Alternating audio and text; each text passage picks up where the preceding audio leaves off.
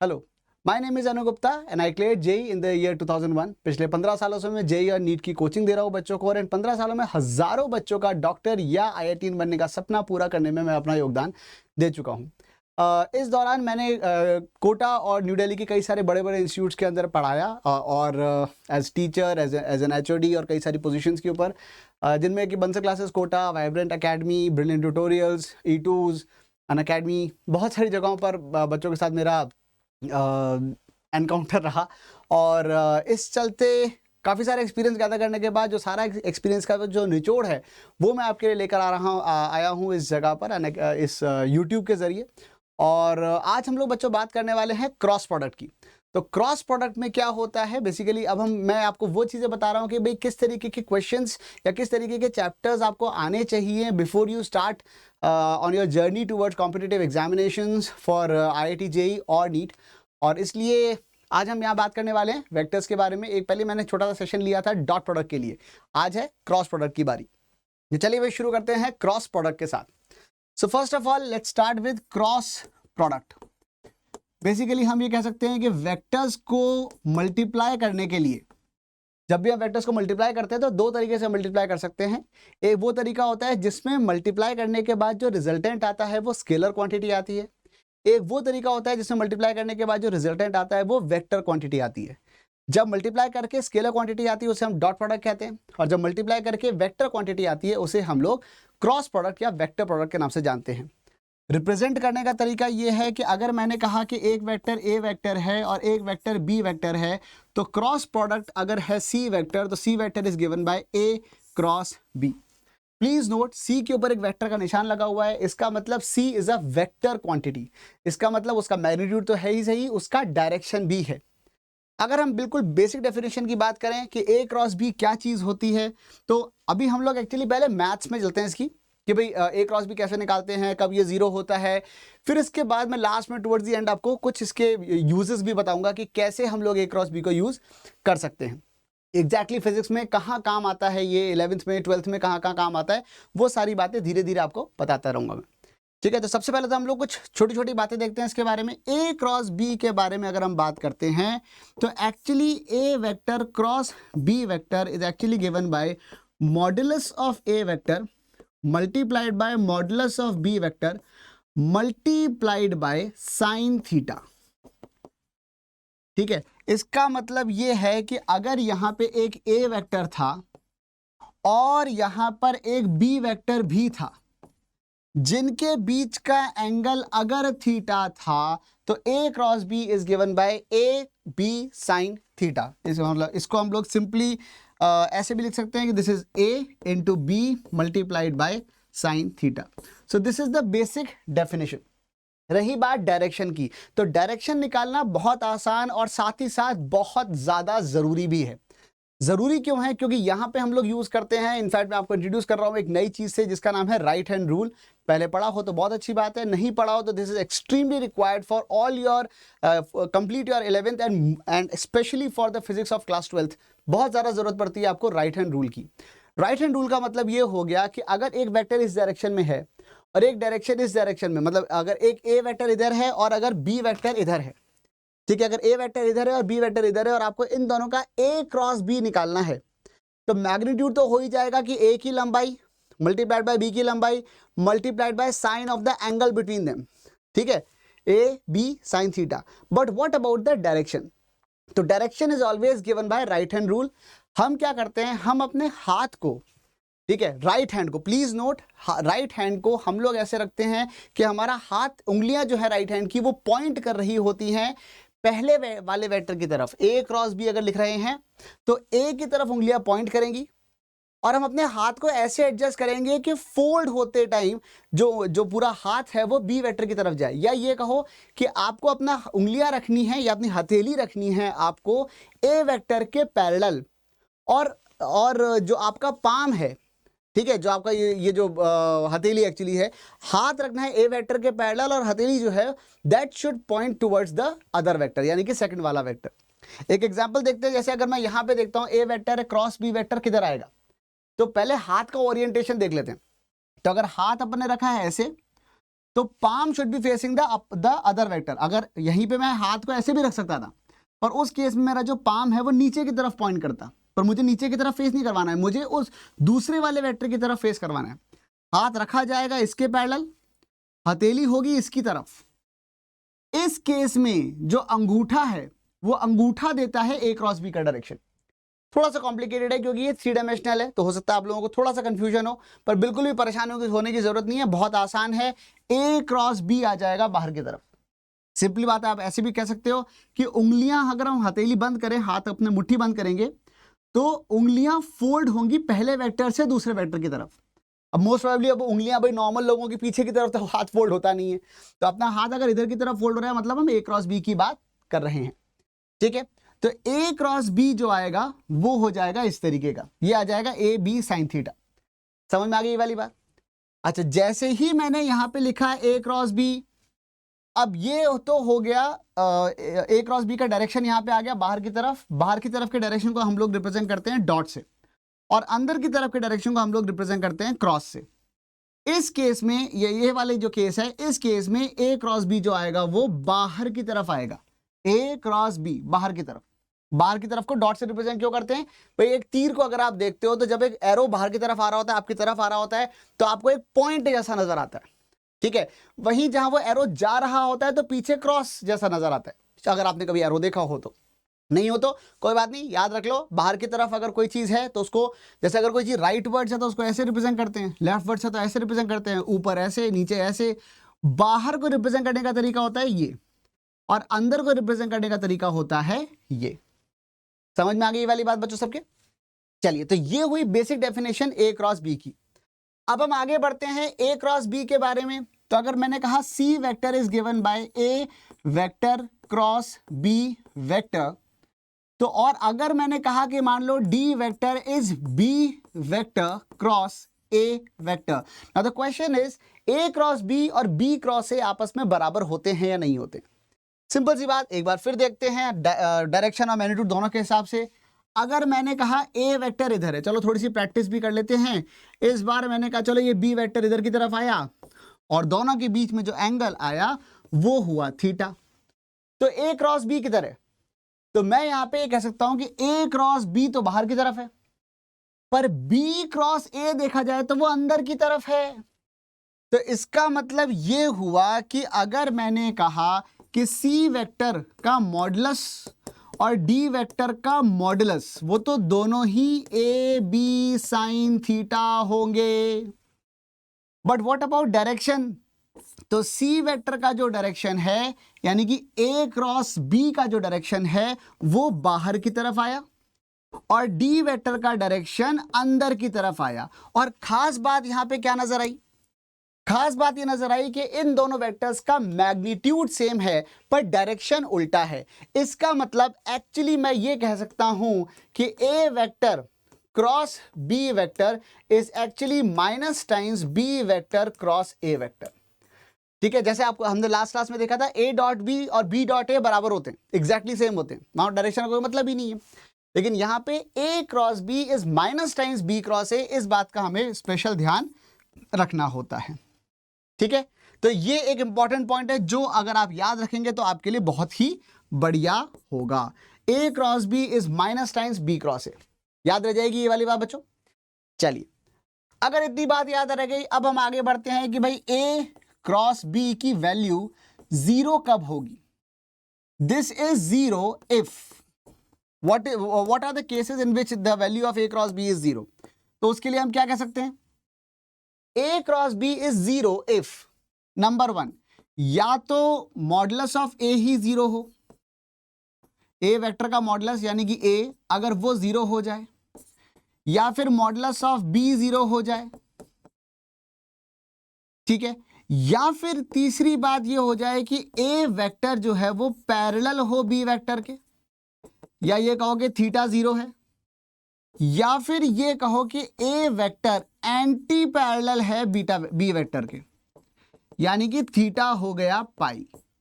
अगर दोनों वेक्टर एक ही डायरेक्शन में पॉइंट कर रहे हैं तो भी डॉट प्रोडक्ट, तो भी क्रॉस प्रोडक्ट जीरो आएगा। अगर दोनों वेक्टर ऑपोजिट डायरेक्शन में पॉइंट कर रहे हैं तो भी क्रॉस प्रोडक्ट जीरो आएगा। समझ में आ गई ये वाली बात बच्चे सबके? क्लियर है ये? इतना इतना पार्ट सबको बिल्कुल क्लियरली समझ में आ गया क्या? और अगर इतना पार्ट आपके बिल्कुल बढ़िया से समझ में आ गया है तो और आगे बढ़ते हैं हम लोग। और आगे बढ़ते टाइम मैंने कहा चलिए ये बताइए कि A vector cross A vector क्या होगा? ए वेक्टर क्रॉस ए वेक्टर मतलब उसी वेक्टर के साथ दोबारा अगर क्रॉस ले लिया जाए तो वो कितना आएगा? वो आएगा a multiplied by cos of 0। a cross a multiplied by cos नहीं sorry sine multiplied by sine of 0। ठीक है, और वो आ जाएगा साइन 0 हो जाएगा 0, तो ये बन जाएगा a स्क्वायर इंटू 0 यानी कि आ गया 0। यानी कि सेल्फ प्रोडक्ट के साथ a का अगर मैंने a के साथ ही अगर क्रॉस ले लिया तो वो 0 आ जाएगा। समझ में आ गई वाली बात? अच्छा, यहीं पे फिर अगर मैं दूसरा सवाल पूछता हूं, ये बताओ i क्रॉस i क्या आएगा? तो i का मैग्नीट्यूड 1, दूसरे i कैप का मैग्नीट्यूड फिर से 1, पर दोनों के बीच में एंगल क्या है? 0 है। ठीक है, ये वाला समझ में आ गया था ना पहले वाला? चाहो तो मैं वेक्टर बना देता हूं भाई, एक a वेक्टर है और एक और a वेक्टर है, ये भी a वेक्टर ये भी a वेक्टर, और दोनों का क्रॉस कितना आया? दोनों का क्रॉस आ जाएगा 0। ऐसे i क्रॉस i भी क्या आएगा? i क्रॉस i भी आ जाएगा 0। ऐसे ही आप मुझे ये बताइए कि जे कैप क्रॉस जे कैप क्या आएगा? वो भी 0 आएगा। के कैप क्रॉस के कैप क्या आएगा? वो भी 0 ही आएगा। ठीक है, तो i क्रॉस i भी आ गया 0, जे क्रॉस जे के मतलब किसी भी वेक्टर का अगर उसी के साथ या उसके पैरेलल किसी भी वेक्टर के साथ या उसके एग्जैक्टली अपोजिट एंटी पैरेलल किसी भी वेक्टर के साथ अगर क्रॉस प्रोडक्ट लिया जाता है तो जो आंसर आता है वो 0 आता है। यहां तक समझ में आ गया? अब देखो ध्यान से, ठीक है, अब हम एक और अच्छी सी बात करते हैं और वो ये है कि अगर i को j के साथ क्रॉस करेंगे तो क्या आएगा, या j को k के साथ क्रॉस करेंगे तो क्या आएगा? तो देखो, वैसे तो खैर मैं यहाँ पे डायग्राम बना के आपको थोड़ा सा एक बार दिखाने की कोशिश करता हूँ, हालांकि अपने पास रामबाण है, उस तरीके से अपन जल्दी निकाल लेते हैं। जैसे अगर ये आई कैप है तो यहाँ पे जे कैप और के कैप बाहर की तरफ है, मेरे ख्याल से आप ये बात समझते हो। जल्दी से मुझे बताओ आई क्रॉस जे जो होगा, आई कैप क्रॉस जे कैप, वो क्या आएगा? वो के कैप आ जाएगा क्या? क्यों? क्योंकि आई कैप इधर है, जे कैप इधर है, बीच में एंगल कितना है? 90। अगर दोनों के बीच में एंगल 90 है, इसका मतलब आई कैप क्रॉस जे कैप बन जाएगा आई का मैग्नीट्यूड यानी 1, जे का मैग्नीट्यूड यानी कि 1 into sine of angle between them यानी कि साइन ऑफ 90। साइन 90 क्या हो जाएगा? इसको मैं लिख सकता हूं 1 इंटू साइन 90। साइन 90 खुद 1 है तो मैग्नीट्यूड तो 1 आ ही गया, और डायरेक्शन आएगा राइट हैंड रूल से आई क्रॉस जे यानी कि बाहर की तरफ, यानी कि के कैप के डायरेक्शन में। इसका मतलब जो आई कैप क्रॉस जे कैप जो होगा वो के कैप के बराबर आ जाएगा। और सिर्फ आई क्रॉस जे की ही बात क्यों करें? हम तो किसी की भी बात कर सकते हैं। तो अगर हम किसी की भी बात कर सकते हैं तो क्या हमें हर बार ऐसा डायग्राम बना के हर बार देखना पड़ेगा? बिल्कुल नहीं। हम लोग यहाँ पे बात करते हैं रामबाण की। रामबाण क्या है? वो ये है कि यहाँ पे लिखा आई कैप, यहाँ लिखा जे कैप और यहाँ लिखा के कैप, और फिर यहाँ पे हमने बनाया एक इस तरीके का एरो। ठीक है, अगर i क्रॉस जे करोगे तो k आएगा, जे क्रॉस k करोगे तो i आएगा, k क्रॉस i करोगे तो j आएगा। अगर आप इसी सेंस में घूम रहे हो तो प्लस लिखा जाएगा, उल्टे सेंस में घूमोगे तो माइनस लिखा जाएगा, बस इतना सा ध्यान रखना। यानी कि अगर मैं इसे अच्छे से लिखूंगा तो मुझे क्या नजर आएगा? मुझे नजर आएगा i cross j is k, i cross j is k, j cross k वो बन जाएगा i, k क्रॉस i वो बन जाएगा j। ठीक है, ये तीनों, ये तो अपन इसी सेंस में घूमे इसलिए प्लस प्लस आते गए। अगर उल्टा होता, फॉर एग्जाम्पल अगर मैं j क्रॉस i पूछता तो क्या आता? और ये वैसे तो ऑब्वियस है, i क्रॉस j अगर प्लस के आ रहा है तो j क्रॉस i माइनस के आएगा, उल्टा होता है। ठीक है, या फिर यहां देख सकते हैं j क्रॉस k करोगे तो j क्रॉस k अंदर की तरफ पॉइंट करेगा, वो माइनस k बन जाएगा। यहीं पे इसका मतलब मैं ये भी लिख सकता हूं कि मैंने यहां लिखा j vector cross k vector, sorry j cross i, अपन इसी के उल्टे लिखते हैं सीधे सीधे, तो j क्रॉस i अगर निकाला जाए कितना आएगा भाई जे क्रॉस आई, जल्दी से बता दो। जे क्रॉस आई की जो वैल्यू आएगी वो आएगी माइनस के कैप, फिर के क्रॉस जे, के क्रॉस जे आए उल्टा जा रहे हैं तो माइनस आई कैप, और फिर आई क्रॉस के जाएंगे तो वो आएगा माइनस जे कैप। ठीक है, समझ में आ रही है सबको ये सारी बातें? माइनस के कैप, सॉरी क्या लिख रहा हूं मैं, ये माइनस जे कैप। ठीक है ना, कौन सा है ये? आई क्रॉस के आ जाएगा minus J cap. I hope आपको ये सारी बातें भी समझ में आ गई हैं। ये तो खैर था ही सही, सेल्फ क्रॉस लोगे तो जीरो आएगा ही सही, और अगर कोई दो का लोगे तो तीसरा आएगा, वो पक्का है एक्चुअली। प्लस आएगा या माइनस आएगा, इस चीज को हम लोग इन भाई साहब के जरिए देख के बताते हैं। समझ में आ गई बच्चों ये सारी बातें? आपको अभी तक की सारी बातें क्लियर है क्या? अच्छा, अब अगर ये सब भी आपको क्लियर हो गया है तो मैं यहां पे और क्या कह सकता हूं? चलिए और एक बार एक चीज देख लेते हैं। हाँ ठीक है, हाँ तो जो नेक्स्ट चीज है वो ये होती है कि क्रॉस प्रोडक्ट का यूज क्या होता है। प्रैक्टिकली हम लोग क्रॉस प्रोडक्ट को कहाँ यूज करते हैं? तो प्रैक्टिकली जो इसके यूजेस होते हैं, दो बेसिक यूजेस हैं। इनफैक्ट एक थोड़ा सा मैथमेटिकल काइंड ऑफ यूज है जो फिजिक्स में उतना काम नहीं आता आगे जाके, लेकिन फिर भी आपको पता होना चाहिए। और वो ये है कि वेक्टर, वैसे तो खैर आप मैथ्स में वेक्टर्स पढ़ोगे इसे, अगर आप मैथ्स अगर आपके पास सब्जेक्ट है तो अगर ये ए वेक्टर है और ये बी वेक्टर है, मान लो ये हो गया ए वेक्टर, ये हो गया बी वेक्टर, अगर मैं इसका जो ये है क्या नाम है पैरेललोग्राम है वो कंप्लीट कर दूं तो what is the area of the parallelogram? Area होता है बेसिकली बेस मल्टीप्लाइड बाय ये वाली हाइट। एरिया होता है ये वाली height, height multiplied by base. अब वो हाइट क्या है? अगर ये एंगल थीटा है तो ये बी साइन थीटा हो जाएगी हाइट। यानी कि मैं ये कह सकता हूं कि जो एरिया आ जाएगा वो नीचे वाली side A base multiplied by height बन जाएगा, वो हो गया A into B sine theta, which is actually modulus of A cross B. Direction को भूल जाओ तो modulus of A cross B. सच्चाई ये है कि आगे जाके आपको पता चलेगा कि एरिया भी एक वेक्टर होता है। ठीक है, तो एरिया अगर वेक्टर है तो एक्चुअली हम लोग यहां पे एरिया वेक्टर जो है उसको रिप्रेजेंट कर सकते हैं सीधे सीधे ए क्रॉस बी से। अब डायरेक्शन आप बाहर की तरफ इधर की तरफ पॉजिटिव मान रहे हो या अंदर की तरफ पॉजिटिव मान रहे हो वो अलग बात है, ये मैथमेटिकल एप्लीकेशन है। लेकिन जो क्वेश्चंस आपसे पूछे जा सकते हैं इसके अंदर वो कैसे हो सकते हैं? फिजिकल एप्लीकेशन क्या होती है? फिजिक्स वाली एप्लीकेशन क्या है? फिजिक्स वाली एप्लीकेशन आपसे ये पूछी जा सकती है, जैसे एक फॉर्मूला है जो आगे जाके आपके काम आएगा, उसका जो क्रॉस प्रोडक्ट में यूज होता है वो मैं आपको थोड़ा सा बता देता हूं। जैसे मान लीजिए कि आपसे कहा जाए कि जो एक आर वेक्टर है वो दे रखा है 2i cap plus 3j cap, ठीक है, और फोर्स वेक्टर दे रखा है आपको i cap minus j cap plus k cap, और आपसे पूछा जाए बताइए टॉर्क वेक्टर कितना है। तो मैं आपको बता देता हूं बच्चों कि टॉर्क का जो फॉर्मूला होता है that is given by R cross F. ये आगे जाके रोटेशन नाम के चैप्टर में क्लास 11 में आपके काम आता है। तो टॉर्क की वैल्यू हो जाएगी आर क्रॉस एफ। टॉर्क की वैल्यू जब आर क्रॉस एफ हो जाएगी तो उसको निकालने के लिए हम क्या करेंगे? सॉल्व करते हैं। आइए सॉल्व करते हैं। तो हमने लिखा भाई टॉर्क अगर मुझे निकालनी है वो हो जाएगी आर क्रॉस एफ। तो आर क्रॉस एफ लिखने के लिए मैंने फटाफट से आर लिखा, R is 2i cap plus 3j cap.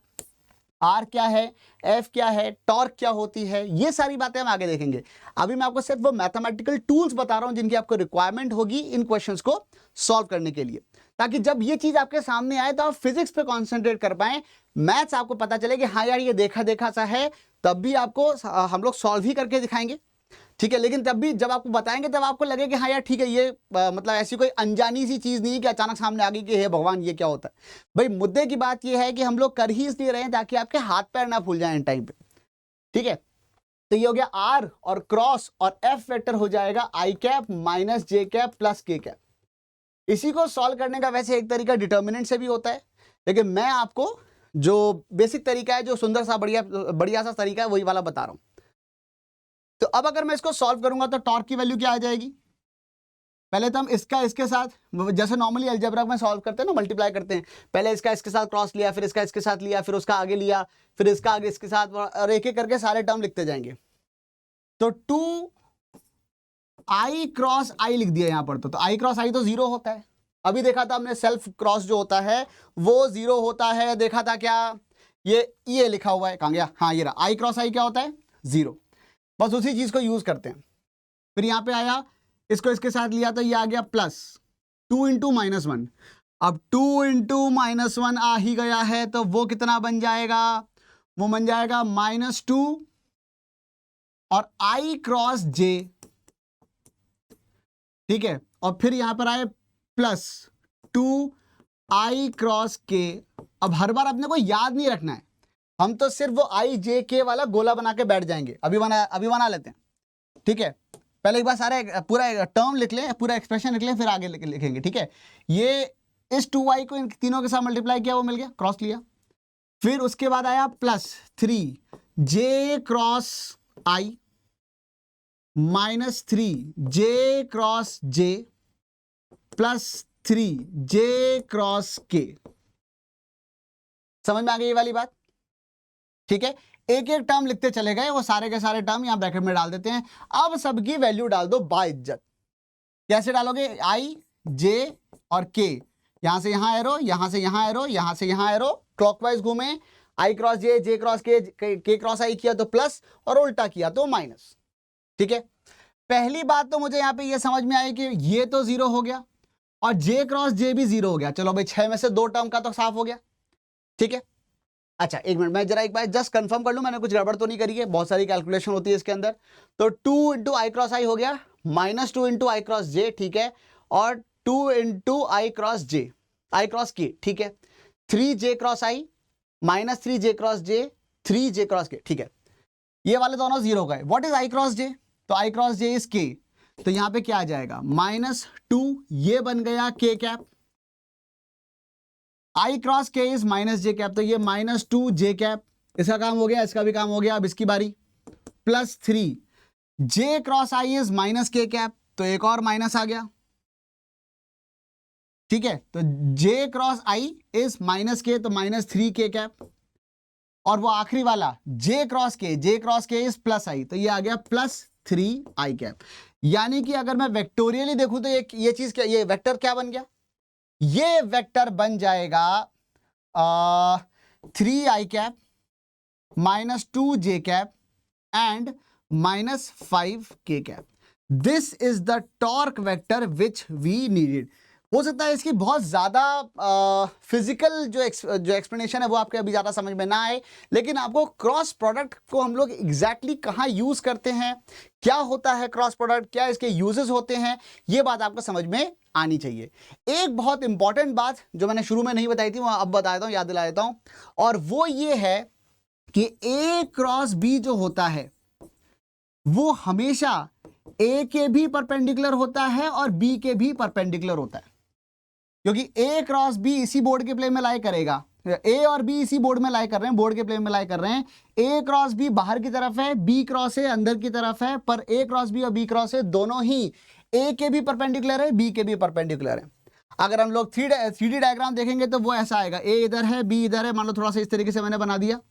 अगर ये A वेक्टर है और ये B वेक्टर है तो आपको यहाँ पे ये समझ में आएगा कि A क्रॉस B जो आएगा वो तो इधर की तरफ आएगा, ठीक है। ये हो गया अपना A क्रॉस B, और B क्रॉस A जो आएगा वो B क्रॉस A नीचे की तरफ आएगा, वो हो जाएगा B cross A, but both will be definitely perpendicular, both will be perpendicular to A as well as B, ठीक है। चलो, सो दिस इज इट। यहां पे अगर आप चाहो तो इस जगह पे आप देख सकते हो, या इस वाले ग्राफिक को अगर आप देखोगे तो आपको बहुत अच्छे से समझ में आ जाएगा कि A क्रॉस B 0 है अगर दोनों पैरेलल हैं, ठीक है। और क्या दिखाई देगा, अगर दोनों 90 डिग्री पे हैं तो ये अलग प्लेन में है, और जो मॉडुलस है वो सीधे सीधे A इंटू B हो जाएगा। और तीसरी बात यहां पर यह है कि अगर ये अपोजिट हो गया तो भी A क्रॉस B 0 हो जाएगा, ठीक है, क्योंकि दोनों के बीच में एंगल पाई हो गया। और क्या है, अब ये आ गया फिर B क्रॉस A, ठीक है, तो वो नीचे की तरफ आ जाएगा। समझ में आ गई ये वाली बात बच्चों? तो आई होप आपको ये सेशन, इस सेशन के थ्रू ए क्रॉस बी या वेक्टर प्रोडक्ट का बढ़िया से आइडिया मिल गया होगा. So that should be all. So keep growing and keep doing your best. Thank you. Bye bye.